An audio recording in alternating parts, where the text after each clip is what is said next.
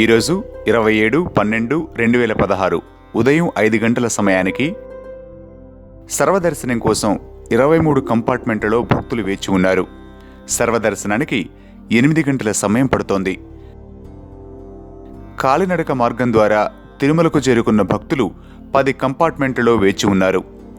కాలినడక మార్గం ద్వారా తిరుమలకు చేరుకున్న భక్తులకి 6 గంటల సమయం పడుతుంది.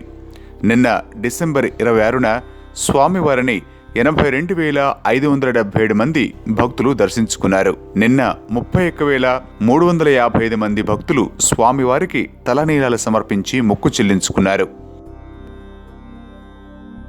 నిన్న స్వామివారి హుండీ ఆదాయం 3,69,00,000.